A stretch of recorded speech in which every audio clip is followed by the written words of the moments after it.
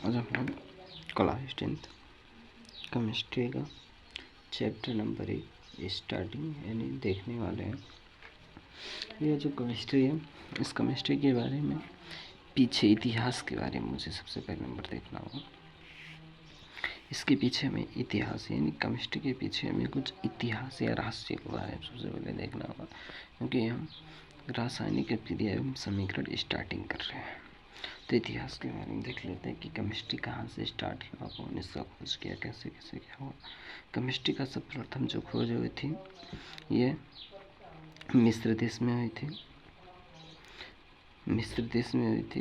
इस मिस्र देश में केमिस्ट्री की खोज होने के कुछ कारण थे, अर्थात कुछ कारण थे। यहाँ पे प्रथम कारण मिस्र देश में इसकी खोज हुई थी और इसके पीछे कुछ कारण थे या रीजन थे इस केमिस्ट्री को खोज करने का। जब लोग अपने प्रियजनों को खो देते हैं तो उन्हें मतलब एक ताबूत में, अर्थात मिस्र के लोग अपने सबसे प्रियजन राजा फिरोज को खो दिए थे। तो उनकी तस्वीर वह एक ताबूत में रख दिए थे। उस ताबूत में रखे थे, लेकिन वह सोच रहे थे कि फिर भी गायब हो जाएगा। फिर उन्होंने एक लेप लगा दिया उस ताबूत के ऊपर, अर्थात अपने राजा फिरोज के शरीर के ऊपर। उनका शरीर वैसे के वैसे भी है। आज भी लंदन के म्यूजियम में लंदन के म्यूजियम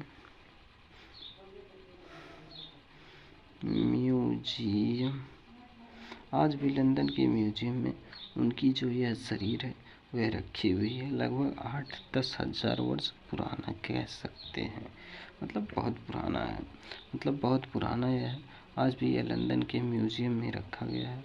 और यहाँ से जो होती है केमिस्ट्री की खोज होती है। केमिस्ट्री का मतलब ये होता है केमिस्ट्री का मतलब होता है रसायन का मतलब ये होता है परिवर्तन, अर्थात एक पदार्थ से दूसरा पदार्थ मिलाकर उस दोनों पदार्थों से भिन्न पदार्थ प्राप्त कर लेना, तो वही होती है। तो यह जो होती है मिस्र के लोगों ने सर्वप्रथम खोज कर लिया था, अर्थात केमिस्ट्री का सबसे पहले खोज जो होती है मिस्र देश से कैसे हुई थी, इससे पहले हिस्टोरी थी। तो उसके बाद क्या हुआ, आधुनिक केमिस्ट्री का जो जनक होता है, आधुनिक केमिस्ट्री के जनक एंटोनी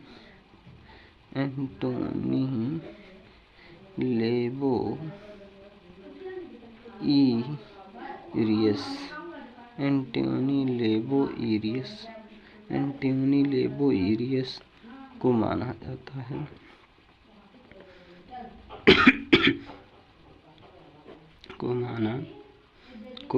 जाता है।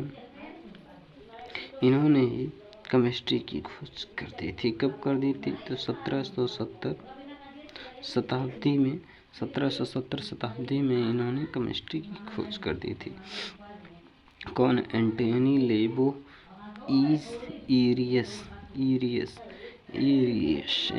लेबोइरियस ने इतने ईस्वी में इनका खोज की थी। कितने लोग हैं? एंटोनी लेबोइरियस कहते हैं, एंटोनी लेबोइरियस यह नाम से जानते हैं। अर्थात इतनी शताब्दी में हम इस प्रकार से इनका नाम थोड़ा भिन्न से थोड़ा बहुत पाया जाता है। तो यह शताब्दी में खोज हुई थी। कितना? 1770 शताब्दी में जो होती है, इनको जनक के रूप में घोषित कर दिया गया था। किसे? एंटोनी लेबोइरियस को इतना में 1770 शताब्दी में इन्हें केमिस्ट्री का जनक घोषित कर दिया गया था। अब हम देख लेते हैं, अपने चैप्टर पे आते हैं। हमारा चैप्टर ये रासायनिक अभिक्रिया एवं समीकरण। तो हम देख लिए पहले नंबर, रासायनिक का मतलब क्या होता है? रासायनिक से निकलता है रसायन का मतलब होता है परिवर्तन, अभिक्रिया का मतलब होता है मिलना, एवं का मतलब होता है और, समीकरण का मतलब होता है स्टेप बाय स्टेप या परत बाय परत। कहने का मतलब यह है, दो या दो से अधिक पदार्थों को मिलाकर स्तर बाय स्तर या परत बाय परत उन दोनों पदार्थों से भिन्न या अलग प्रकार के पदार्थ प्राप्त कर लेना ही रासायनिक अभिक्रिया एवं समीकरण कहलाता है। क्या कहलाता है? रासायनिक अभिक्रिया एवं समीकरण कहलाता है। अब हम देख लेते हैं फिर से एक बार, रासायनिक अभिक्रिया के बारे में एक बार फिर से देख लेते हैं। अब रासायनिक अभिक्रिया के बारे में परिभाषा और डिटेल से देखेंगे। तो देखेंगे, पहले हम हेडिंग डालेंगे रासायनिक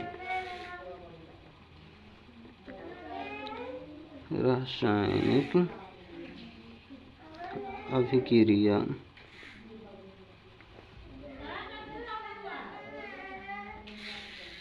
तो अब हम देख लेते हैं क्या होता है रासायनिक अभिक्रिया। रासायनिक अभिक्रिया के बारे में पूरा डिटेल से चेक करेंगे कि रासायनिक अभिक्रिया है क्या। रासायनिक अभिक्रिया के बारे में आगे मैं परिभाषा वैसे बता रहा हूँ, फिर उसके बाद उसे समझाने की कोशिश करूँगा। रासायनिक अभिक्रिया का मतलब होता है जब एक या एक से अधिक पदार्थ मिलकर एक नए पदार्थ का निर्माण कर दे तो उसे रासायनिक अभिक्रिया कहते हैं। जब एक या एक से अधिक पदार्थ मिलकर एक नए पदार्थ का निर्माण करते तो उसे रासायनिक अभिक्रिया कहते हैं।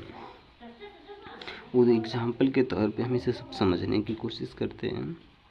यह फी अर्थात यह सॉलिड है, इसको सॉलिड से डिनोट करते हैं, प्लस कॉपर सल्फेट अर्थात यह एक्वस है, तो इसे एक्वस से डिनोट करते हैं। अब यह बनाते हैं। अब यहाँ पे जो होती है फेरस सल्फेट हमारा बनता है, प्लस कॉपर बन जाता है। दूसरा एक एग्जाम्पल यहाँ पे हमने देखा, एक दो हुआ, एक पदार्थ दूसरा पदार्थ। जब एक या एक से अधिक पदार्थ मिलकर एक नए पदार्थ का निर्माण करते उसी को रासायनिक अभिक्रिया कहते हैं। एक और एक से अधिक पदार्थ मिलकर एक नए पदार्थ का निर्माण कर दे उसी को रासायनिक अभिक्रिया कहते हैं। दूसरा देख लेते हैं,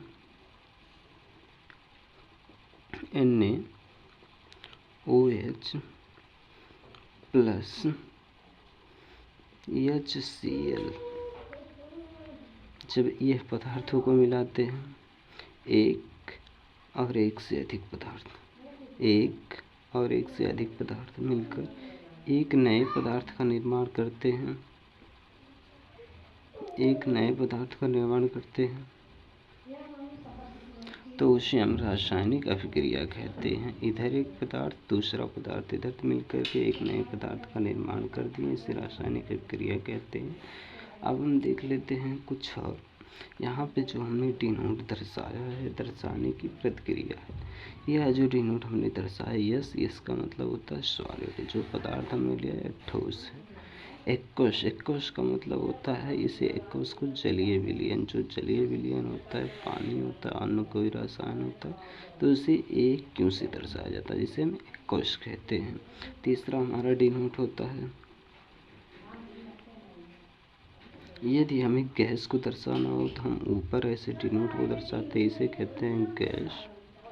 यदि यह नीचे की तरफ है तो इसे हम दर्शाते हैं अवक्षेप।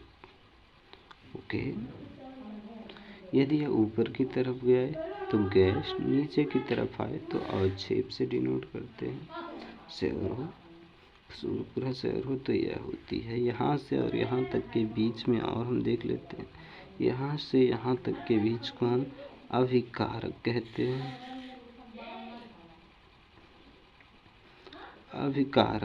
हैं, और यहाँ से यहाँ तक के बीच को हम उत्पाद कहते हैं। यानी यहाँ से यहाँ तक के बीच को हम उत्पाद कहते हैं। क्या कहते हैं? उत्पाद कहते हैं। यहाँ से यानी यह जो होता है यह अभिकारक कहलाता है, यह जो उत्पाद कहलाता है।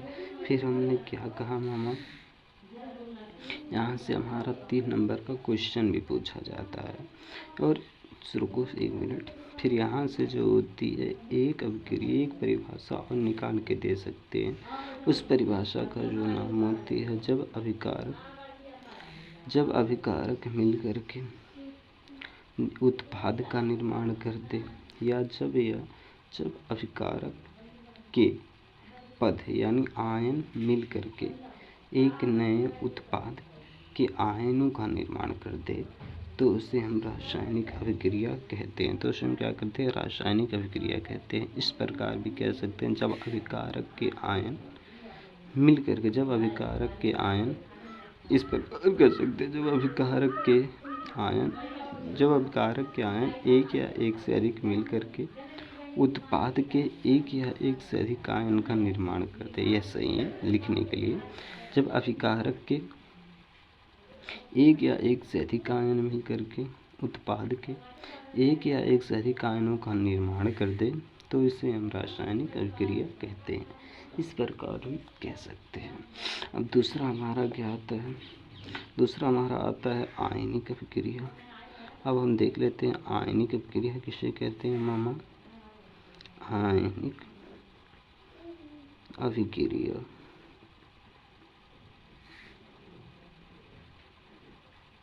आयनिक अभिक्रिया। आयनिक का मतलब यहाँ से सीधा समझो, आयनिक का मतलब होता है आयन। आयन कितने प्रकार के होते हैं? तो आयन जो होते हैं 2 प्रकार के होते हैं। पहला क्या होती है? पहला हमारा होता है धन आयन। दूसरा हमारा जो होता है यह होता है ऋण आयन।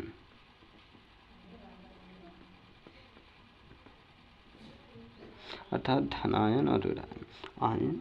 आयनिक का मतलब होता है आयन। आयन कितने प्रकार के होते हैं? 2 प्रकार के होते हैं। एक धनायन होता है, एक ऋणायन होता है। अर्थात धनायनों और ऋणायनों से मिलने वाली, अर्थात धनायनों और ऋणायनों के बीच, अर्थात इन दोनों को बीच में लिख देते हैं। अर्थात धनायनों और ऋणायनों के बीच होने वाली अभिक्रिया को आयनिक अभिक्रिया कहते हैं। फिर से देख लेते हैं। आयनिक का मतलब होता है आयन। आयन 2 प्रकार के होते हैं, धनायन और ऋणायन। अर्थात धनायनों और ऋणायनों के बीच होने वाली अभिक्रिया को आयनिक अभिक्रिया कहते हैं। ओके, आयनिक अभिक्रिया की शर्तें होती हैं। आयनिक अभिक्रिया की शर्तें होती हैं। छोटा सा शर्त है, उसे भी हम लोग पूरा देते हैं। शर्त क्या है? तो आयनिक अभिक्रिया की शर्त क्या है कि अभिकारक में भाग लेने वाले, अर्थात अभिक्रिया में भाग लेने वाले, यानी अभिक्रिया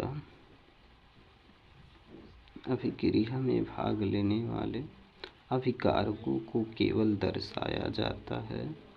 किसे? अभिकारकों कहने का मतलब ये हमने बताया, यह अभिकारक हैं, यानी अभिक्रिया में भाग लेने वाले अभिकारकों को केवल दर्शाया जाता है, केवल दर्शाया जाता है। बाकी जो दर्शक आयन होते हैं, यह कौन से आयन होते हैं? दर्शक आयन।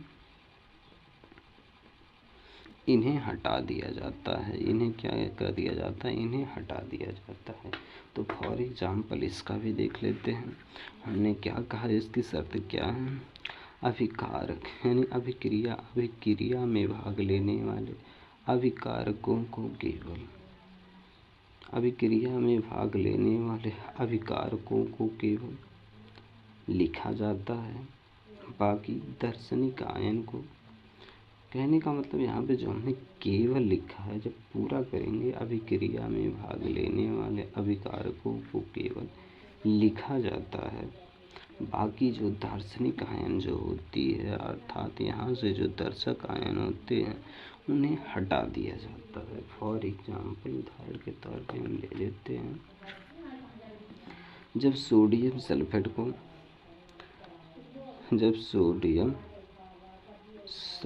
को बेरियम क्लोराइड से अभिक्रिया करते हैं तो अभिक्रिया के फलस्वरूप हमारा बेरियम सल्फेट बनता है। तो हमारा क्या बनता है? Barium sulphate plus sodium chloride हमारा बन जाता है। यह हमारा बन जाता है। अर्थात यहाँ से हमारा क्वेश्चन पूछा जाता है। यही होता है दर्शक आयन। रुक जाओ, क्वेश्चन में बताता हूँ। यही हमारा होता है दर्शक आयन, जिसे हम दार्शनिक आयन के रूप में कहते हैं। अर्थात इसे लिखते नहीं है, मैंने इसलिए इसे लिख दिया हूँ ताकि यह समझ में आए। अर्थात यह होता है दर्शक आयन, इसे हटा देते हैं। यहाँ से क्वेश्चन पूछा भी जाता है, जब सोडियम सल्फेट को बेरियम क्लोराइड के जलीय विलयन में डाला जाता है तो उससे क्या होता है, तो उससे हमें एक पीला और छेद प्राप्त होता है। 1 नंबर क्वेश्चन ये पूछा जाता है। दूसरा फॉर एग्जांपल हम इसका देखते हैं, potassium iodide plus lead nitrate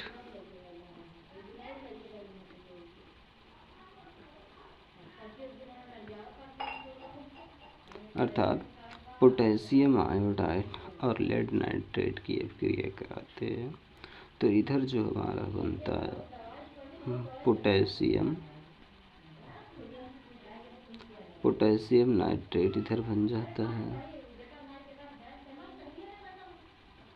potassium nitrate plus lead iodide, इधर लेड आयोडाइड बनता है। यही दर्शक आयन होते हैं, इन्हें भी यहाँ से हटा दिया जाता है। फॉर एग्जांपल समझने के लिए नहीं कह सकता, लेकिन लिख दिया, इसे लिखना नहीं आप लोग।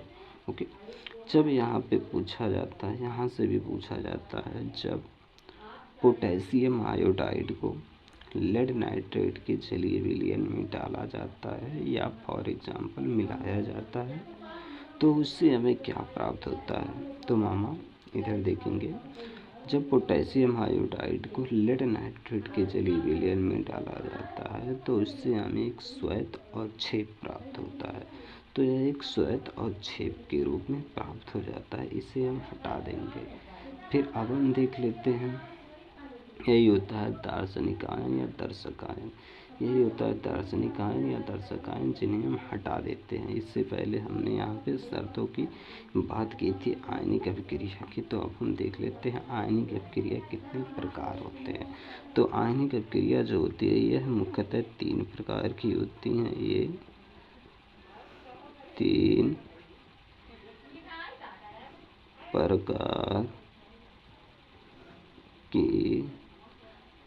प्रकार की होती हैं।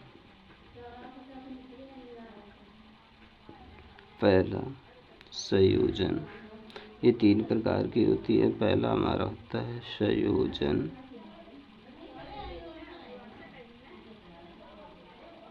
दूसरा होता है वियोजन, वियोजन का एक और नाम होता है विघटन, अर्थात वियोजन। तीसरा हमारा होता है विस्थापन,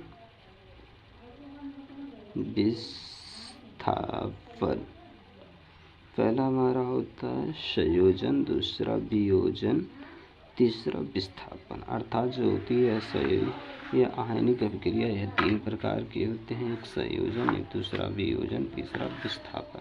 अब हम पहले देख लेते हैं कि संयोजन अभिक्रिया क्या होती है। संयोजन अभिक्रिया से हमें कुछ समझ में आ रही है मामा, संयोजन अभिक्रिया से हमें कुछ समझ में आ रही है मामा। संयोजन का मतलब होता है, देहातों में कहते हैं सहेज लेना। सहेज लेने का मतलब यह होता है कि एक पदार्थ जो होती है पाओ उसे रखो, फिर दूसरा पदार्थ पाओ उसे भी रखो। फॉर एग्जांपल हमने एक पदार्थ पाया यहाँ से, इसे भी रख लिया, दूसरा पदार्थ पाया, इसे भी रख लिया, यहाँ तक कि तीसरा पदार्थ भी पाया, इसे भी रख लिया। देहातों में कहा जाता है कि अब संयोजन का मतलब ये सीधा सा, देहातों में कहा जाता है सहेज लहो अपन अपन समना। सहेजने का मतलब होता है सहेज लेना, उससे शुद्ध भाषा में संयोजन कहते हैं। अर्थात अपना अपना सामान रख लेना, जो पाओ उसे रखते जाओ। अर्थात एक सामान पाओ इसे भी रखो, एक सामान पाओ इसे भी रखो, एक सामान पाओ इसे भी रखो। इन तीनों पदार्थों को मिलाकर एक नया पदार्थ बना दो, इन तीनों से भिन्न एक नया पदार्थ बना दो, तो इसे कहते हैं संयोजन अभिक्रिया। फॉर एग्जाम्पल देख लेते हैं, इसकी परिभाषा देख लेते हैं। जब दो या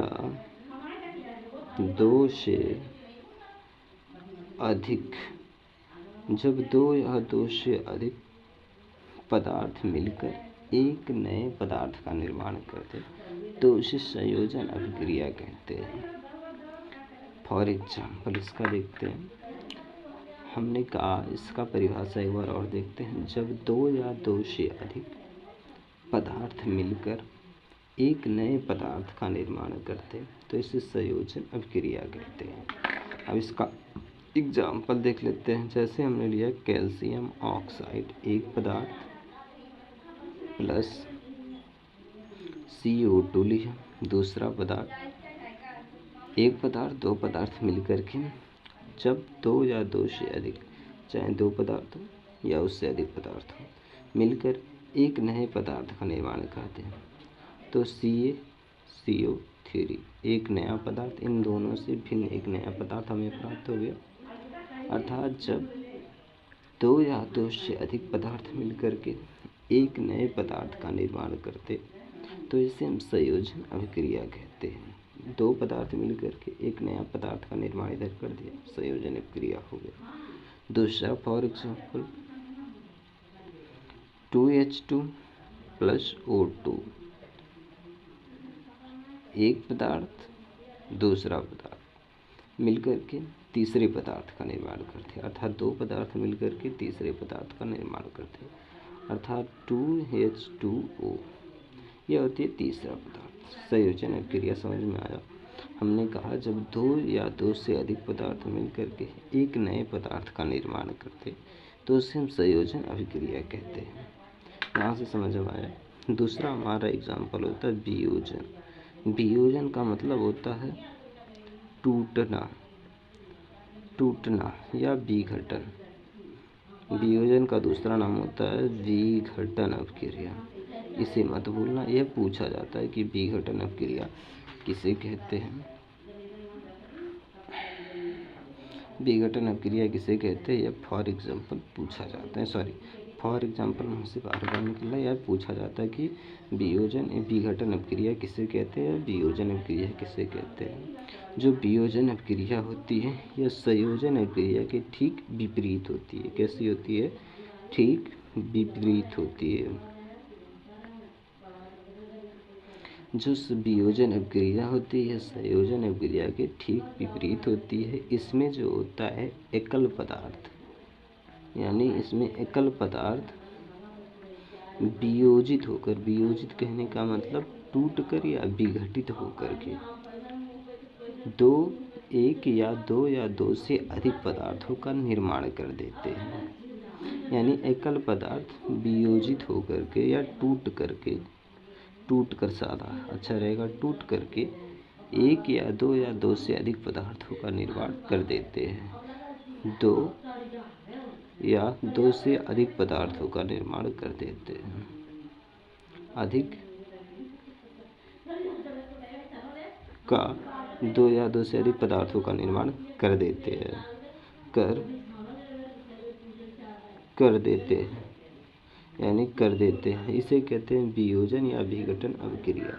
एक बार फिर से देख लेते हैं विघटन या वियोजन अभिक्रिया का परिभाषा। इसमें क्या होता है, यानी इसमें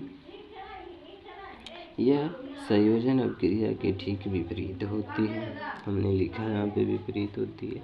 इसमें एकल पदार्थ वियोजित होकर या टूटकर दो या दो से अधिक पदार्थों का निर्माण कर देते हैं।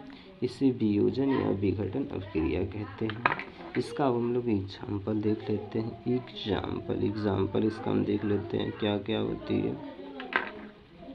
जब हम लोग सोडियम हाइड्रोक्साइड, सोडियम बाइकार्बोनेट ले लेते हैं।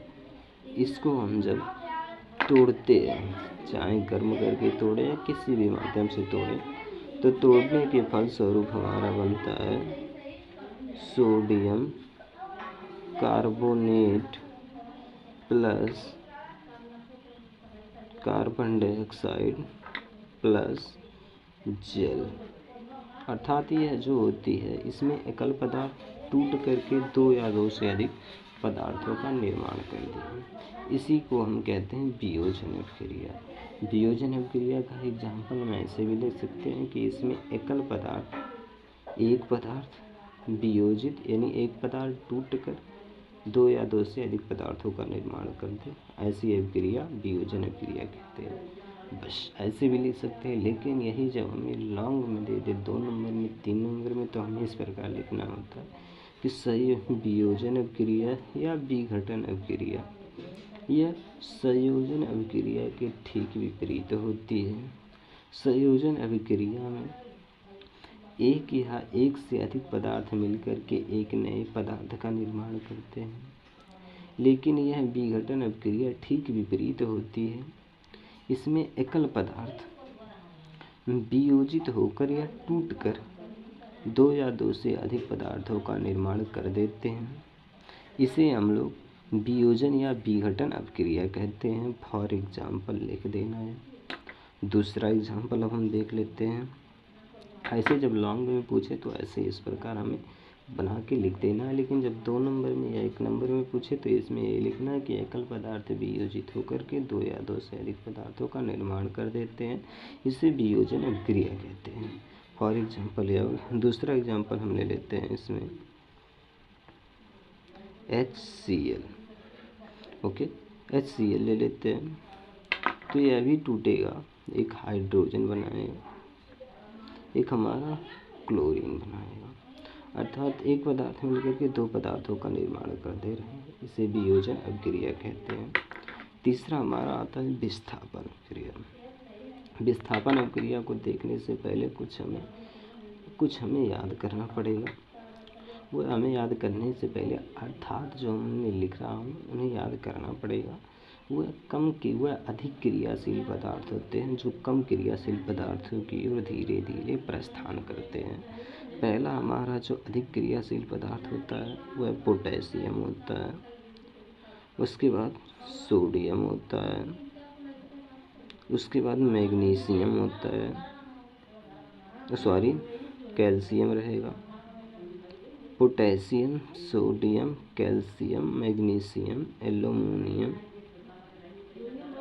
Potassium, sodium, calcium, magnesium, aluminium, उसके बाद जिंक, उसके बाद लेड, उसके बाद हाइड्रोजन, उसके बाद मरकरी, उसके बाद कॉपर, उसके बाद हमारा आता है चांदी, उसके बाद आता है सोना। यह जो होती है यहाँ से और यहाँ तक ये क्रियाशील, अर्थात यहाँ से अधिक क्रियाशील होती है, ये इससे कम क्रियाशील, ये इससे कम क्रियाशील, ये इससे कम क्रियाशील, इस प्रकार स्टेप बाय स्टेप बढ़ता जाता है। अर्थात अधिक क्रियाशील, फिर उसके बाद कम क्रियाशील, उसके बाद कम क्रियाशील, यानी यहाँ से यहाँ तक या धीरे धीरे यहाँ से यहाँ तक यह कम क्रियाशील पदार्थ होते हैं। सबसे कम क्रियाशील पदार्थ यहाँ से होते हैं। यहाँ से ऊंचे जाएंगे तो अधिक क्रियाशील पदार्थ हमें मिलता जाता है। यह हमें थोड़ा ध्यान देना है। अब हम इसकी बदौलत देख लेते हैं विस्थापन अभिक्रिया। तो हम देख लेते हैं विस्थापन अभिक्रिया किसे कहते हैं।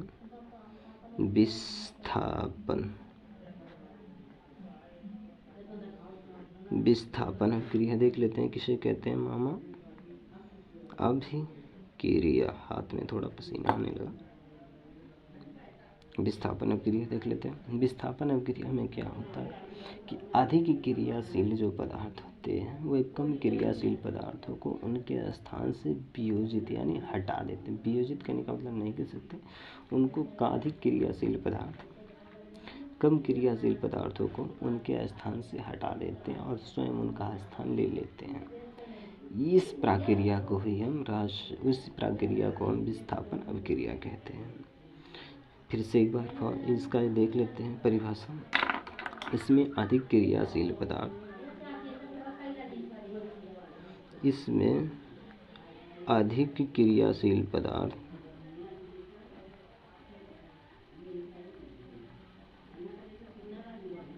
इसमें अधिक क्रियाशील पदार्थ कम क्रियाशील पदार्थों को उनके स्थान से विस्थापित कर देते हैं या हटा देते हैं। कम क्रियाशील पदार्थों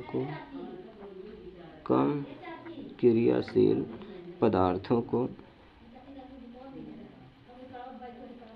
उनके स्थान से हटा देते हैं। इस हटाने की प्रक्रिया को विस्थापन अभिक्रिया कहते हैं। क्या कहते हैं? विस्थापन अभिक्रिया कहते हैं। विस्थापन अभिक्रिया कहते हैं। ओके, एक बार फिर हम इसे दे देते हैं। इसका एग्जाम्पल, इसका परिभाषा हम अलग अलग तरीकों से दे सकते हैं। पहला हमने विस्थापन अभिक्रिया कहा। विस्थापन अभिक्रिया की बदौलत हमने यह देखा कि अधिक क्रियाशील पदार्थ कौन है, कम क्रियाशील पदार्थ कौन है। यहाँ से स्टार्ट करेंगे तो यह अधिक क्रियाशील पदार्थों की ओर जाते हैं, यह कम क्रियाशील पदार्थों की ओर जाते हैं। अब विस्थापन अभिक्रिया में हमने कहा कि जब अधिक क्रियाशील पदार्थ कम क्रियाशील पदार्थों को उनके स्थान से हटा देते हैं, इस हटाने की प्रक्रिया को ही विस्थापन क्रिया कहते हैं। यह भी सही होता है। इसमें दूसरा एग्जाम्पल यह होता है जब अधिक क्रियाशील पदार्थ कम क्रियाशील पदार्थों को हटाकर उनका स्थान स्वयं ले लेते हैं, तो इसे भी विस्थापन क्रिया कहते हैं। ओके, उसे भी विस्थापन क्रिया कहते हैं। एग्जाम्पल देख लेते हैं। Barium chloride plus hydrogen sulphur, या इसे तेजाब भी कहते हैं, जब इन दोनों का रिएक्शन करते हैं तो हाइड्रोजन से बेरियम अधिक क्रियाशील है, जिसके कारण हाइड्रोजन को उनके स्थान से विस्थापित कर देगा। तो बेरियम सल्फेट बन जाएगा प्लस हाइड्रोजन क्लोराइड बन जाएंगे। ओके, यह जो होती है यह क्रिया को हम बराबर कर दिए। अर्थात यहाँ से जो होते हैं हमने देखा कि हाइड्रोजन को उसके स्थान से विस्थापित कर दिया। अर्थात इससे यह पता चलता है कि बेरियम हाइड्रोजन से अधिक क्रियाशील है, जिसके कारण यह उनके स्थान से उनको विस्थापित कर दिया। दूसरा फॉर एग्जाम्पल हम देख लेते हैं। Copper sulphate plus barium chloride ले लेते हैं। अब हम देख लेते हैं कॉपर बेरियम से अधिक क्रियाशील है। कॉपर जो होती है वह बेरियम से अधिक क्रियाशील है।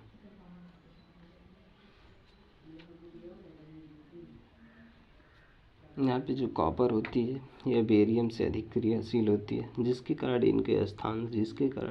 यह उनको स्थान से विस्थापित कर देती है। अर्थात हमें कॉपर क्लोराइड बनाता है प्लस बेरियम सल्फेट इधर बना लेता है। ओके, यहाँ पे हमने देखा यह अधिक क्रियाशील होने के कारण उनके स्थान से विस्थापित कर दिया, अधिक क्रियाशील होने के कारण उनको उनके स्थान से विस्थापित कर दिया। दूसरा हम देखते हैं द्विविस्थापन अभिक्रिया।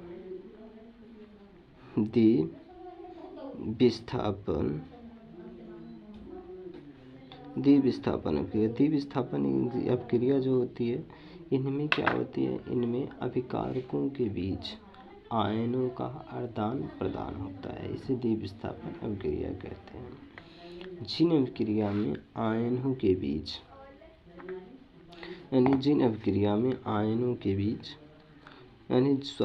पदार्थों में आयनों के बीच, फिर से देख लेते हैं द्विविस्थापन अभिक्रिया की परिभाषा। इनमें क्या होती है, इन पदार्थों में आयनों के बीच अभिक्रिया होती है। जिन पदार्थों में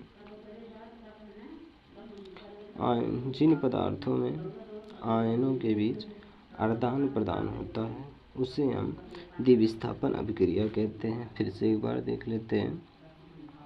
जिन अभिक्रिया में पदार्थों के बीच आयनों का आदान प्रदान होता है, जिन अभिक्रिया में कुछ चीज़ें याद ही नहीं आती हैं जल्दी, जिन अभिक्रिया में पदार्थों के बीच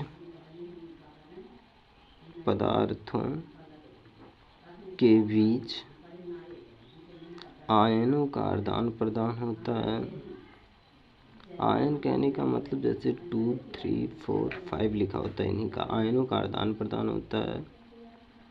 आदान प्रदान होता है,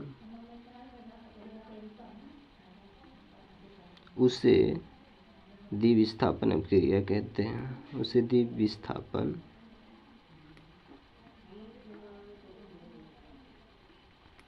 अभिक्रिया कहते हैं। क्या कहते हैं? द्विविस्थापन अभिक्रिया कहते हैं या द्विविस्थापन अभिक्रिया कहते हैं। एक बार फिर से देख लेते हैं जिन अभिक्रिया में पदार्थों के बीच आयनों का आदान प्रदान होता है उसे द्विविस्थापन अभिक्रिया कहते हैं। द्विविस्थापन अभिक्रिया का हम एग्जाम्पल आगे देखते हैं। हमने इससे पहले जो देखा था, यहाँ पे पोटेशियम हाइड्रोक्साइड ले लेते हैं, दूसरा हम हाइड्रोजन क्लोराइड ले लेते हैं। यह अधिक क्षारीय होता है, यह अधिक अम्लीय होता है। इन दोनों का जब रिएक्शन कराते हैं तो हमें लवण प्राप्त होता है।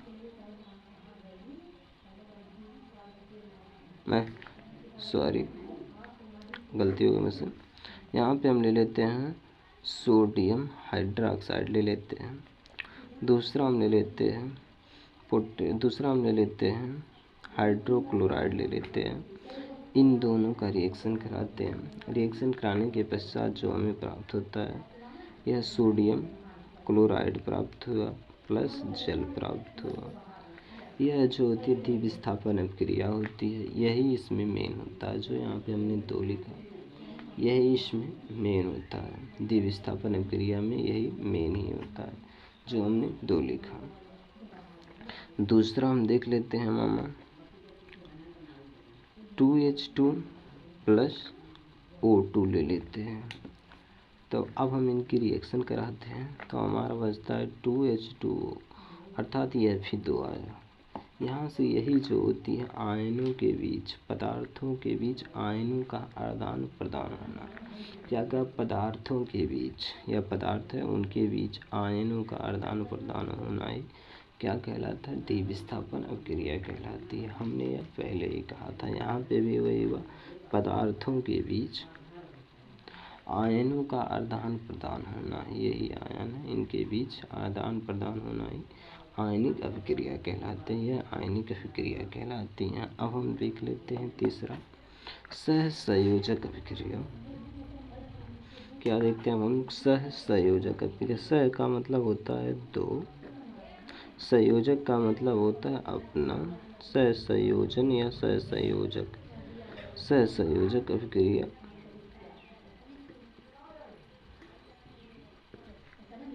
ओके, सहसंयोजक अभिक्रिया। इसमें क्या होता है? सहसंयोजक अभिक्रिया में इसमें 2 परमाणुओं के बीच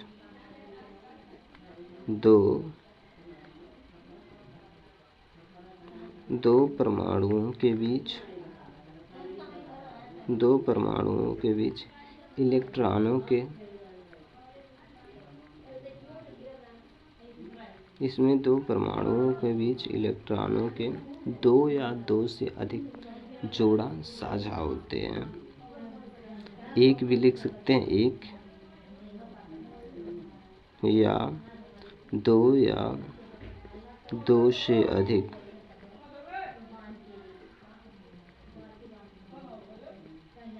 इलेक्ट्रॉनों के जोड़े साझा होते हैं। जोड़े क्या होते हैं? साझा होते हैं।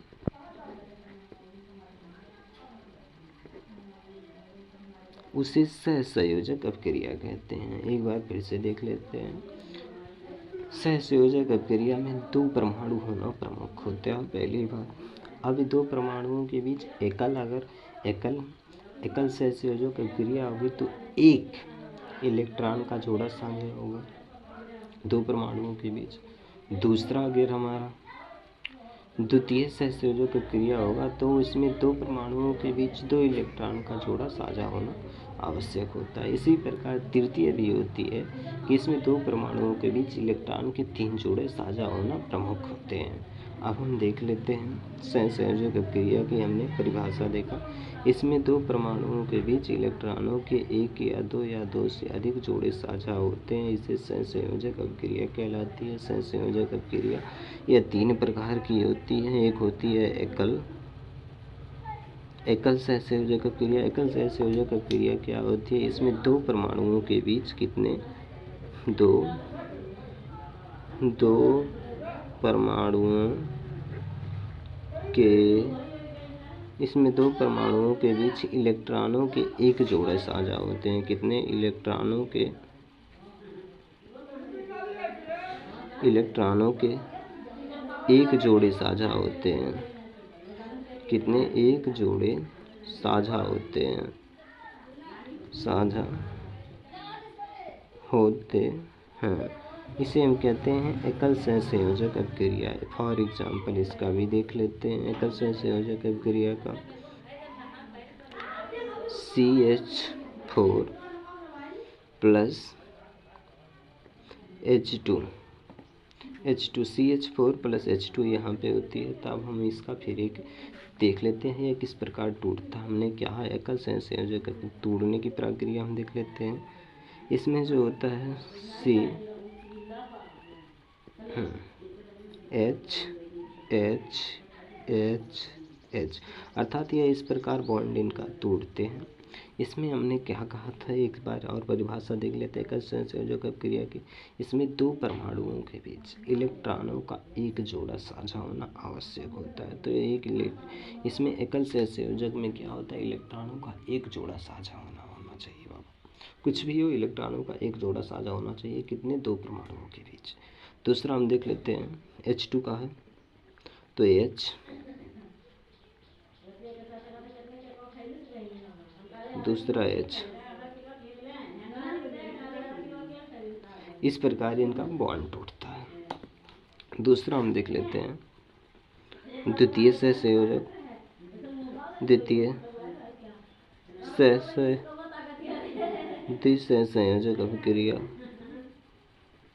द्विसहसंयोजक अभिक्रिया। इसमें क्या होती है, इसमें परमाणुओं के बीच यानी दो परमाणुओं के बीच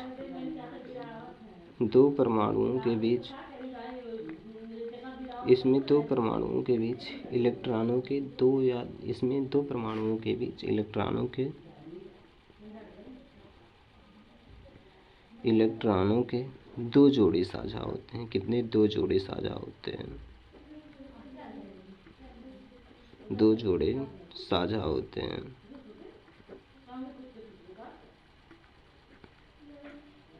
दो जोड़े साझा होते हैं, इसे कहते हैं द्विसहसंयोजक अभिक्रिया। इसका भी क्या कहते हैं, हमने क्या कहा था, दो परमाणुओं के बीच अगर दो जोड़े इलेक्ट्रॉनों के साझा हों तो इसे द्विसहसंयोजक।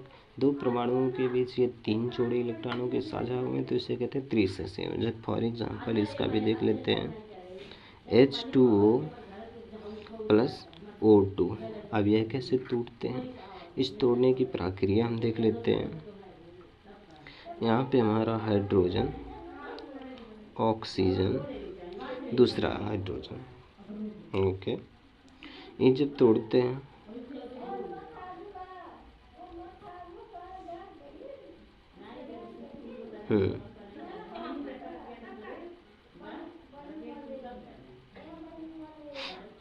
अच्छा, तोड़ने की प्रक्रिया 1 2 3 4 5 6 7 8 अर्थात ये इस प्रकार टूटते हैं। अर्थात ये इस प्रकार इन्हें तोड़ते हैं। तीसरा फॉर एग्जाम्पल हमारा हो जाएगा, इसमें दो परमाणुओं के बीच इलेक्ट्रॉनों के, दूसरा हम यहाँ देख लेते हैं O2 अर्थात 1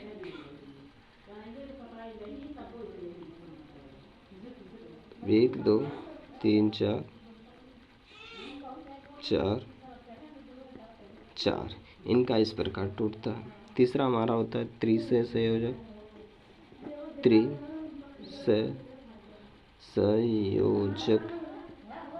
इसमें क्या होती है, इसमें परमाणुओं के बीच इलेक्ट्रॉनों के तीन जोड़े साझा होते हैं। अर्थात दो परमाणुओं के बीच इलेक्ट्रॉनों के तीन जोड़े, यानी दो परमाणुओं के बीच इलेक्ट्रॉनों के तीन जोड़ा साझा होता है।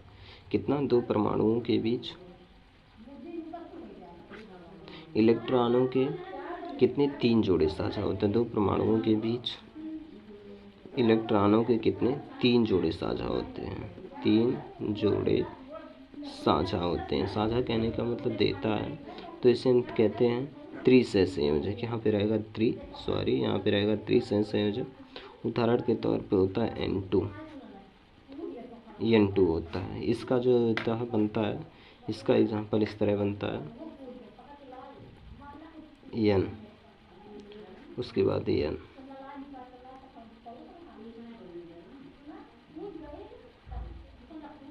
यहाँ पे 8 बनेंगे, 2 2 4 6 8, इस प्रकार इसका यह टूटता है।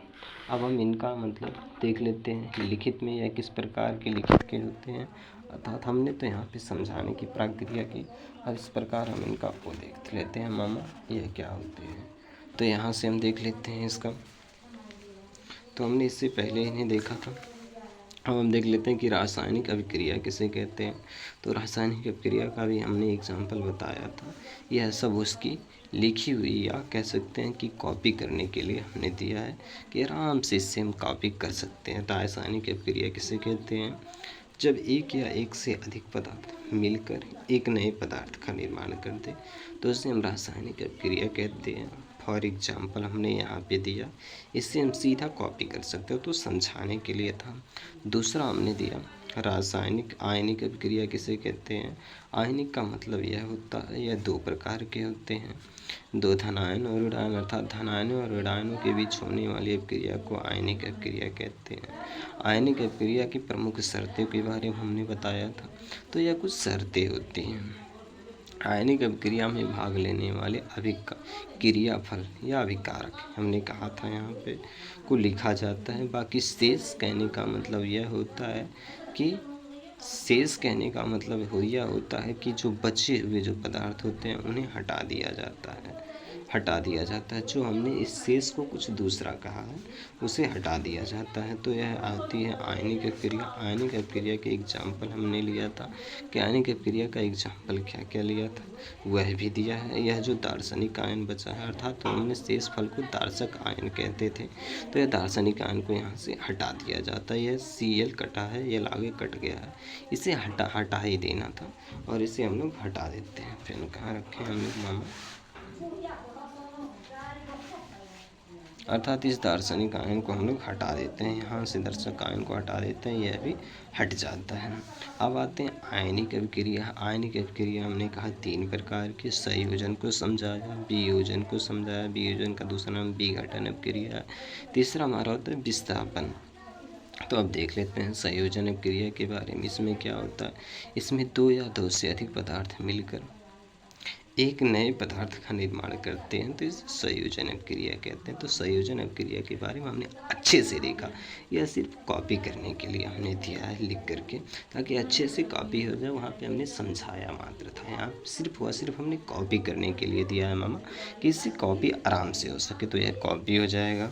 दूसरा होता है वियोजन अभिक्रिया। वियोजन अभिक्रिया का देख लेते हैं। वियोजन अभिक्रिया को हमने लिखा नहीं, इसे विघटन अभिक्रिया भी कहते हैं। क्या कहते हैं? विघटन